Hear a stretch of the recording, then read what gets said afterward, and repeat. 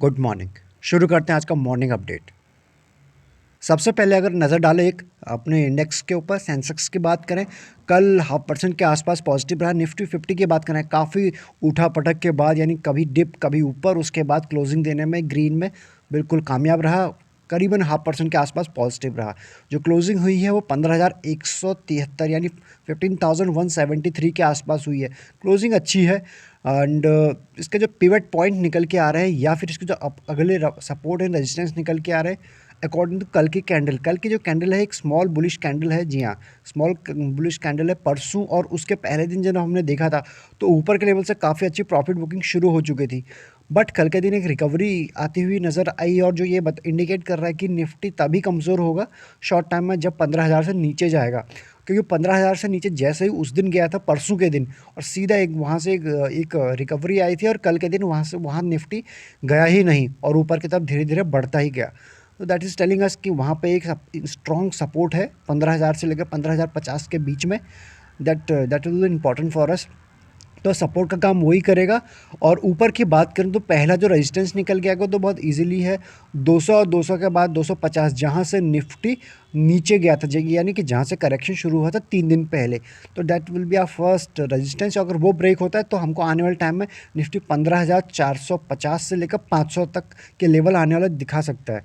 ये ऊपर के लेवल है और नीचे जैसे ही 15,000 तोड़ेगा तो उसके बाद हमको 15,900 के लेवल हमको आने वाले टाइम में दिख सकते हैं। तो दोनों तरफ के लेवल्स मैंने आपको 13,900 के लेवल, वो हमें 14,900 का जो नीचे का सपोर्ट है वो दिखेगा। और ऊपर के 15,000 ब्रेक करने के बाद ऊपर का लेवल 15,200 पहला रेजिस्टेंस आएगा और फिर उसके बाद 15,250, यानी कि निफ्टी का 3-4 दिन पहले का लाइफ टाइम हाई, वो दोनों इंपॉर्टेंट रेजिस्टेंस हमारे लिए रहने वाला है। बैंक निफ्टी की बात करें, बैंक निफ्टी कमज़ोर लग रहा है। कैंडल में भी यहाँ भी आपको दिख रहा है और कैंडल वाइज भी अगर आप देखोगे तो पिछले कई दिनों से बैंक निफ्टी ने बैक टू बैक बिल्कुल डोजी कैंडल बनाए हैं। रिवर्सल के जो ग्रेव्स वो होते हैं कैंडल्स बनाए हैं, वो बनाया है। तो उससे ये पता चलता है कि थोड़ा सा ऊपर से काफ़ी प्रेशर है और bank Nifty weak underperform कर रहा है और वो हमें दिख रहा है, यहाँ भी दिख रहा है, चार्ट पे भी दिख रहा है। एंड मिड कैप की बात करें, कल mid cap as compare to other index या फिर अदर दिनों के, कल हल्के से शांत रहे, 0.18 रहे। बट मिड कैप अच्छे भी जो मिड कैप है वहाँ अभी भी आग लगी हुई है। झलक आप यहाँ से देख सकते हो कि आज के दिन का। बाकी ग्लोबल मार्केट एसजीएक्स निफ्टी की बात करें फ्लैट है, कर मतलब फ्लैट 9 पॉइंट डाउन है। और जापान के मार्केट भी आप देख सकते हैं 0.32 पॉइंट डाउन है। नैस्डैक की बात करें, नैस्डैक में करीबन 38%, 53 पॉइंट अप था। वहीं कैक की बात करें तो वो भी बिल्कुल फ्लैट है। मतलब ग्लोबल मार्केट के जो संकेत हैं वो बहुत ज़्यादा अंडर परफॉर्म या फिर ओवरवेट नहीं कर रहे हैं, ये आपको नज़र यहाँ से लग रहा है। प्लस आज देखना, आज हमारे यहाँ आखिरी है ट्रेडिंग सेशन इस वीक का, तो उसके हिसाब से देखते हैं निफ्टी किस तरफ का रिएक्शन देता है। हो सकता है मोस्ट प्रॉबेबली जितने भी थर्सडे का जो फ्राइडे आता है तो मैक्सिमम टाइम क्या होता है कि मार्केट आपको सरप्राइज या शॉक करके दे के जाता है। एज़ यूजुअल नहीं चलता है, एक रेंज बाउंड में नहीं चलता है, तो कुछ भी हो सकता है आज के दिन में। बट जो व्यू है मेरा वो पॉजिटिव की तरफ ज़्यादा है। वहीं बात करें अगर जो कमोडिटी मार्केट की, आप देख सकते हैं सारे के सारे जो है यहाँ प्रॉफिट बुकिंग शुरू हो जी कब से। क्रूड ऑयल में तो कल अच्छी जंप थी तो उसकी वजह से आज प्रॉफिट बुकिंग यहाँ पे दिख रहा है, वो चलता है। नेचुरल गैस में आप देख सकते हो, गोल्ड में देख सकते हो, गोल्ड 47,545 पे आ गया। एक टाइम में 55 था, यानी ऊपर के लिए काफ़ी अच्छा करेक्शन हो चुका है। आज के दिन भी 1% के आसपास की गिरावट है। सिल्वर की बात करें, सिल्वर भी यहाँ पे उसमें प्रेशर दिख रहा है। मतलब सभी के सारे जितने कमोडिटी मार्केट थे सभी में प्रेशर दिख रहा है। बात करें करेंसी मार्केट की, you can see here currency market में भी आपको सभी के सभी स्लाइटली न्यूट्रल तो नेगेटिव दिख रहे हैं, पॉजिटिव में कोई ऐसे संकेत आपको दिख ही नहीं रहे हैं। यूएसडी आईएनआर 72.85 पे कारोबार कर रहा है। जो इसका 73 था इंपॉर्टेंट सपोर्ट था वो तोड़ा, उसके बाद 72.95 काफ़ी दिनों तक वहाँ रेंज बाउंड में कारोबार किया। दैन उसके बाद भी ये जैसे ब्रेक किया, हो सकता है यहाँ से और फर्दर डाउनसाइड हमें दिखे।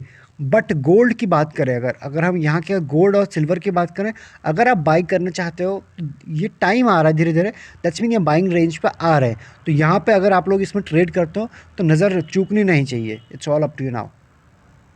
बाकी खबर जो निकल के आ रही है आज की सबसे इंपॉर्टेंट खबर ल्यूपिन से निकल के आ रही है। ल्यूपिन ने एक लॉन्च किया है, एक दवाई लॉन्च की है B1, और आप यहाँ पढ़ सकते हो, उसका नाम है B1 और वो क्या है, an Ayurvedic energy supplement for man.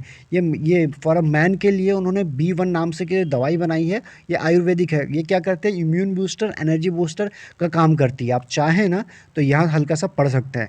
Wednesday को इन्होंने कल के दिन वेंसडे को कहा था कि launch new Ayurvedic energy supplement for man. B1 is 100% Ayurvedic health and wellness supplement. आप यहाँ पर से specially develop for a man to help them to stay energized and healthy. The Mumbai based drug, ये सब उन्होंने कहा था।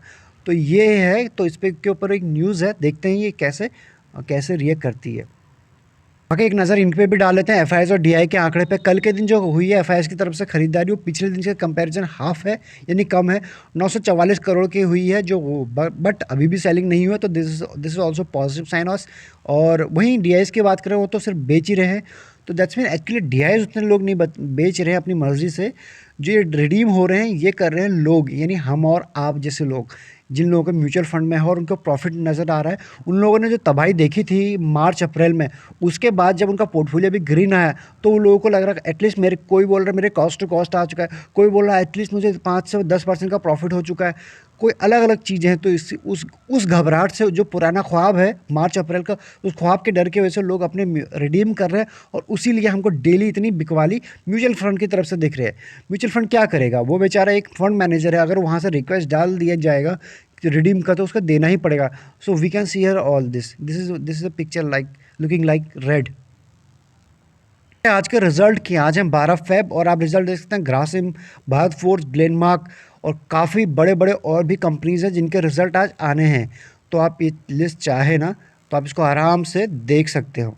ये इसको पॉज करके, हो सकता है आपके पास इनमें से कोई शेयर हो, सारे पढ़ने जाऊँगा तो वीडियो काफ़ी लंबा हो जाएगा। नतीजों के लिहाज से देखें जिन कंपनी को कल रिजल्ट आ चुके हैं, अशोक लेलैंड, जी हाँ उसके रिजल्ट आ चुके। रिजल्ट कैसे हैं, company posted loss of 19 CR Q3 में, आप समझ सकते हो Q3 के इसमें, अगेंस्ट प्रॉफिट 27 CR इन Q3 20, यानी पिछले साल 20 जो पिछले साल में था और अभी जो आया है वो लॉस में आया है। यानी कि यहाँ पे आज को अच्छा खासा प्रॉफिट बुकिंग दिख सकती है और शेयर ऑलरेडी भाग चुका है। वहीं बात करें रेवेन्यू रोज, रेवेन्यू बड़ा हुआ है इनका पिछले YOY बेसिस पे, यानी रेवेन्यू तो बड़ा है लेकिन प्रॉफिट में डिप है। दूसरे रिजल्ट आए हैं पावर ग्रिड के, तो ये शेयर रेडार पर रह सकते हैं जितने भी यहाँ रिजल्ट आए हैं फॉर इंट्राडे प्लेइंग। और पावर ग्रिड की बात करें तो company reported higher consolidated profit range किया है कितना, 3,367, यानी 3,367 CR अगेंस्ट 2,060 CR। तो यहाँ पे अच्छा खासा एक प्रॉफिट आया है, किस बेस पे, Q3 के बेस पे। वहीं अगर रेवेन्यू की बात करें YOY बेसिस पे, तो वहाँ पे वो भी बढ़ा हुआ आप इजीली यहाँ पर पढ़ सकते हैं। दैट्स मीन दोनों पैरामीटर पे इस पावर ग्रिड ने अच्छा परफॉर्म किया है। ACC कंपनी के रिजल्ट आए हैं, जी हाँ कंपनी ने reported sharply higher consolidated profit. देखो सीमेंट कंपनी जो है वो अच्छा ही प्रॉफिट, अच्छा रिजल्ट पोस्ट करेंगे। इनकी बात करो सीमेंट की या फिर IT का आप सभी देख चुके हैं, सीमेंट का भी आप देख रहे हो, यहाँ से देखना चालू हो जाएगा अगर जिन कंपनी का नहीं आया है। क्योंकि जो लॉकडाउन हुआ था और उसके बाद जो काम शुरू हुआ था, तो सबसे ज़्यादा काम इन्हीं दोनों ने किया था। एक था IT कंपनी और दूसरा था जो कंस्ट्रक्शन था रूरल एरियाज़ में, जो वहाँ काम भी पहले शुरू हो चुका था। उसके बाद जितने भी सीमेंट था या फिर इंफ्रा के काम थे वहाँ शुरू हो गए, तो उसके बाद इनकी काफ़ी अच्छी बिकवाली हुई, इनके प्रोडक्ट काफ़ी बिके, तो इसके वजह से हमको यहाँ रिजल्ट अच्छे दिख रहे हैं। तो आप देख सकते हैं इनके जो प्रॉफिट है वो अच्छे हैं क्वार्टर ऑन क्वार्टर बेसिस पे। एंड वहीं अगर हम इसकी रेवेन्यू की बात करें YOY बेसिस पे, तो वो भी आपको अच्छा खासा यहाँ से बढ़ा है। पिछले साल तक 4,060 CR और इस बार है 4,144, यानी कि रेवेन्यू अच्छा खासा बड़ा है यहाँ से। नेक्स्ट रिजल्ट आए हैं प्रेस्टीज स्टेट प्रोजेक्ट के, यानी प्रेस्टीज के। द कंपनी आप देख सकते हो reported sharply lower consolidated profit, मतलब बहुत ज़्यादा इनको डिप हुआ। 87 करोड़ का टोटल प्रॉफिट रिपोर्ट किया है अगेंस्ट 216 CR इन Q3 में, जो पिछले 2020 Q3 में था। उस टाइम इनका 216 प्रॉफिट था, 216 CR, और इस बार क्या 87, मतलब काफ़ी कम हो चुका है। इसका इफेक्ट आपको दिखेगा। रेवेन्यू भी गिरा है वो वहीं साथ ही साथ में, तो आप इजीली यहाँ पढ़ सकते हैं। नेक्स्ट रिजल्ट आए हैं ऑयल इंडिया के। Oil India the company reported higher consolidated profit 889 CR के जो किया है Q3 में अगेंस्ट 709 इन Q3 20 में, यानी पिछले साल के कंपैरिजन में इस साल अगर बात करें तो 709, आप समझ रहे हो, 709 CR था और इस बार है 889। तो यहाँ भी जंप दिख रहा है। वहीं बात कर रेवेन्यू, बट रेवेन्यू गिरा है ओवरऑल बेसिस, वो YOY बेसिस पे, तो रेवेन्यू गिरा है। आईटीसी की बात करते आईटीसी की बात करें कंपनी, उसका ऑलरेडी इसका रिजल्ट आप सभी लोग पढ़ चुके होंगे। लोअर कंसोलिडेटेड प्रॉफिट 3,587 करोड़ का इन्होंने जो दिखाया है, जो पहले था 4,050, यानी कि 4,050 से 3,587 का डिप दिख रही है। प्रॉफिट में जीत दिख रही है। वहीं बात करें रेवेन्यू, बट रेवेन्यू कैसा रहा है, रेवेन्यू बड़ा है, 14,174 इस क्वार्टर में आया है। पिछले साल इसी दिसंबर क्वार्टर में था 13,307, यानी 13,307 CR से 14,124 की जो जंप हुई है वो रेवेन्यू बढ़ा है। बट यहाँ पर वो आपको दिख रहा है। वीडियो में इतना ही। अगर आपके पास अभी भी डीमैट अकाउंट नहीं है, फ्री डीमैट अकाउंट का लिंक डिस्क्रिप्शन में आप चाहें तो उसका पार्ट बन सकते हो। प्राइवेट चैनल पर भी जुड़ने का पूरा प्रोसेस उसमें लिखा है। चलिए मिलते हैं नेक्स्ट वीडियो में। Till the time happy investing and thank you so much. बाकी रेगुलर प्रॉफिट करते जाइए। अगर आपके पास जो भी शेयर है प्लीज़